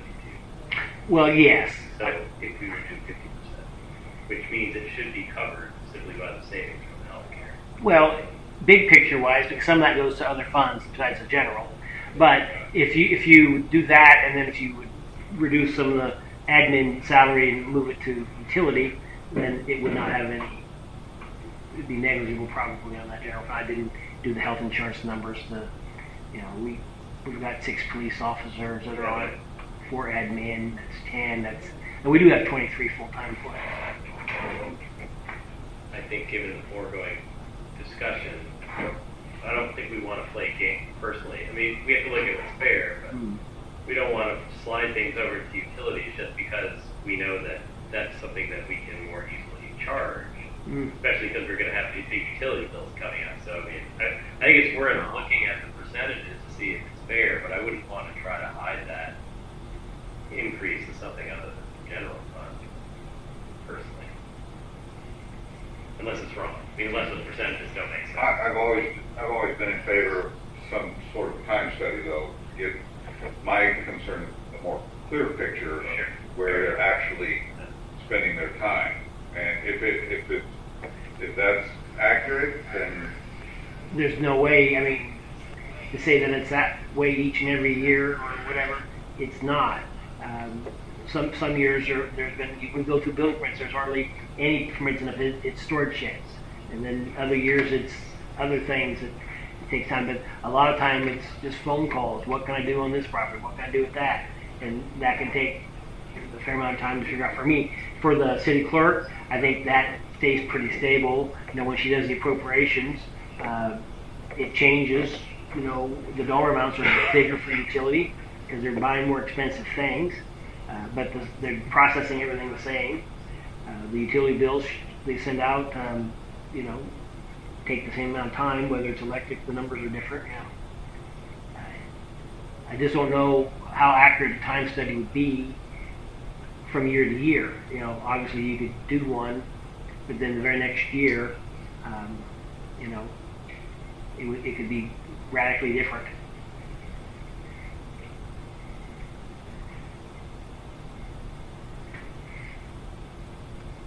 I don't think any admin salary was ever charged to refuse, and none of mine was ever charged to golf course. No one up here was charged to golf course, and that took a lot of time. The pool, of course, that's general fund, and that would take for 90 days. That could take up a lot of time, especially on like deposits. Getting those to balance and everything like that. But so we don't have that anymore to deal with, so that lessens the general fund.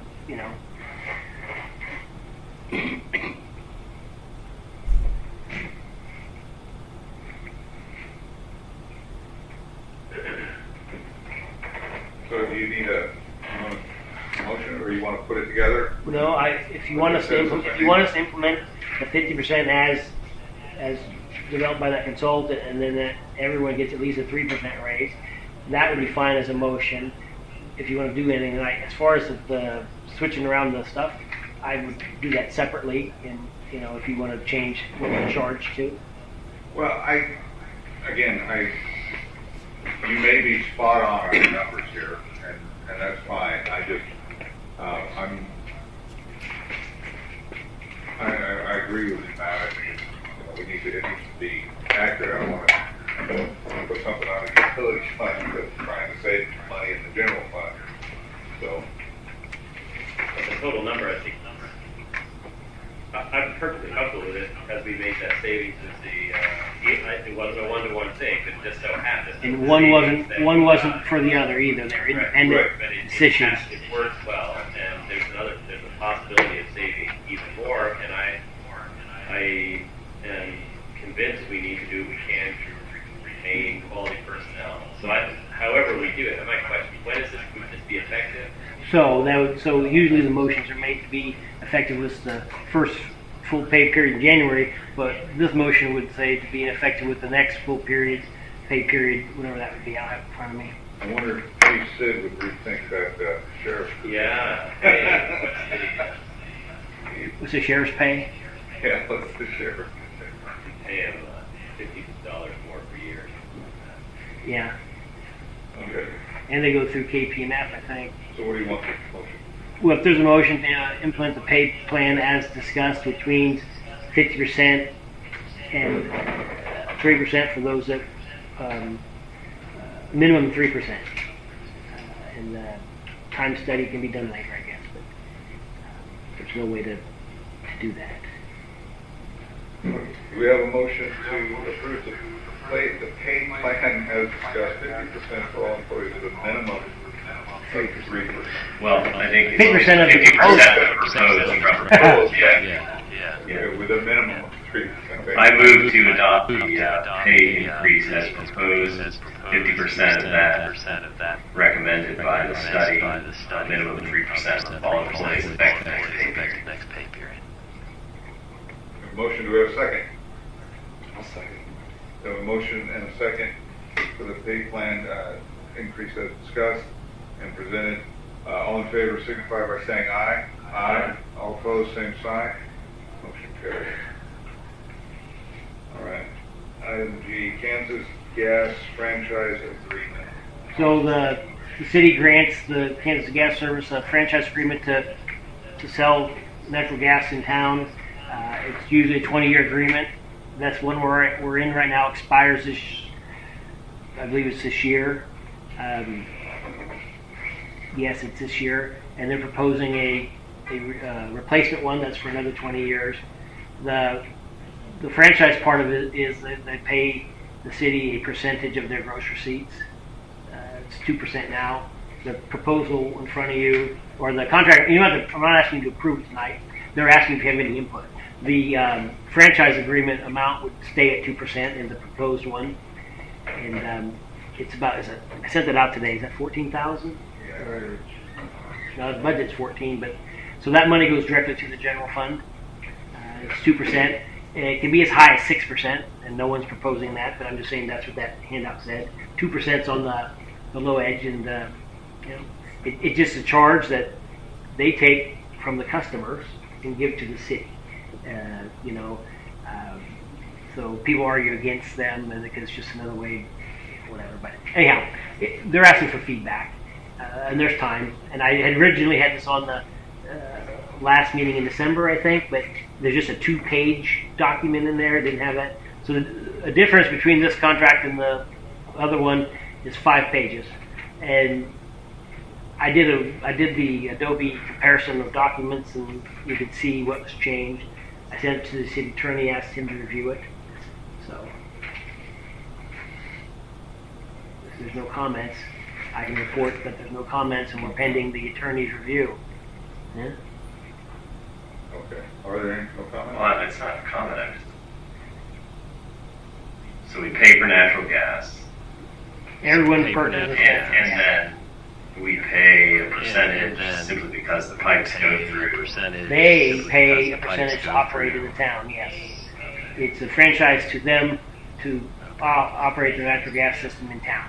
Then do they change their rates based upon our franchise? They just collected 2%. There's a page, the first page of that packet, that blue sheet, kind of explains. Yeah, I was looking at it. It says it's a city determined being charged natural gas customers for the utilities use of public right of way. For the utilities use of public right of way. So the phone company gets some of the poles in town are the phone companies, and some of the cities, and we exchange dollars that way too. They use the right of way. We use some of their poles. They won't let us just net it out. We pay them their fair amount for the poles we're on of theirs, and they pay us for it's called a pole contact fee or whatever it is. So, well, if you have any comments, send them my way. I'll forward them to the natural gas folks. All right. All right. Any reports, Maurice? No, I don't have any reports. The Ned from. Well, so Ned Seaton did call, and I forwarded him an email to you all about it. I told him what I said in the meetings, that the city's going to continue to publish notices in the paper because the zoning ones, I don't think you can get around. Not that you want to. When you rezone or do a variance, when you do the budget ones, you sure want those going to the paper. I said I like newspapers as being an independent third party in all this, so if we're ever challenged on certain things, there's documented proof of it. But where we wouldn't possibly use the newspaper would be for the standard traffic ordinance changes or the uniform public offense code changes, which are minor each year and can be, whatever. But I find that I subscribe to 3 small town newspapers. I find them great. But I don't think you should be forced to put stuff in there that isn't of value. So the interesting part is the ordinance exempted the city from having to name a official city newspaper. I could name the website, but then that resolution named the Potawatomi Times as the official newspaper of the city for publications that the attorney sees required to go in there, and then the website gets everything else. $800 is it? I think that's what the thing said, or something like that. That's really peanuts in the publishing world. As far as we don't do a lot of publishing, so I don't know. I was hoping that the change would allow us to put stuff on the website to start the 10-day notice or the 20-day days sooner, but it's not. I think those are still going to have to go through the paper anyway. But that's all I have. Very good. Anyone else? Question on KDOT C-Clip. Question on KDOT C-Clip. So we received the email. Got forwarded an email from Jason. Got forwarded an email from BG. Jason. It appears BG. what was the reply to that? We had no issues with What it. was the reply Do to you have that? any issues with the sidewalk or the ramps? So we're looking at sidewalk ramps in late 24. So we're looking at and the sidewalk actual ramps project in late 24, and then the actual 25. project Did I not read this correctly? 25. I know. I thought they were Did going to I start not read earlier. this correctly?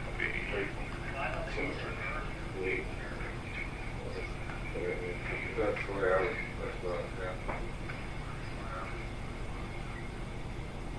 I had Bob respond. I should have him carbon me on it, but we discussed it. I didn't think there was an issue with starting early.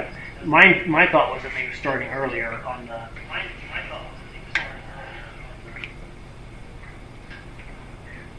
So that's a letter over from BG Consultants.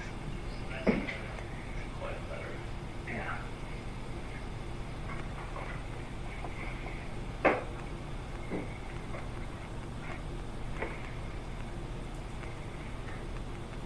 So as I'm reading it, the date of the email is January 6th. The date of the email is January 6th, 2024. And he said, ask if the city and KDOT could be open to the Ask following. if the city and The KDOT- day being Venice would start this late winter.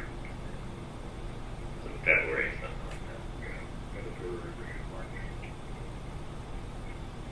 It's pretty vague. Maybe we should get that. I guess maybe your point is we need something a little more specific than that, or He thinks they'll put it off an extra year, right? But they're not. I read it wrong as far as this winter being winter 2024 yeah, I think that's starting in December, but if it's... I think they just wanted to start sooner. Okay, okay. I had Bob. We discussed it. I told him to respond, so I don't know if he's on there or not. Okay, that's fine. Maybe you could get clarification on those dates. Well, see, what I'll do is I'll ask if they can clarify them. They've agreed to it in concept, but I don't know if there's ever a date selected. That's why they used late winter. seems like winter doesn't start until January 5th. That would have started this year, sort of spring up until December 22nd. Okay.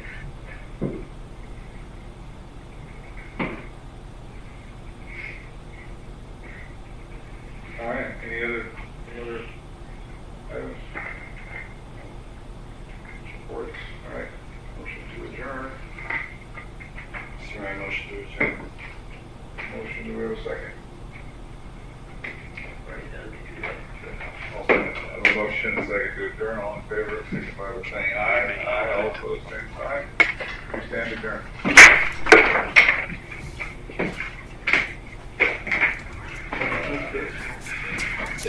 Still broadcasting.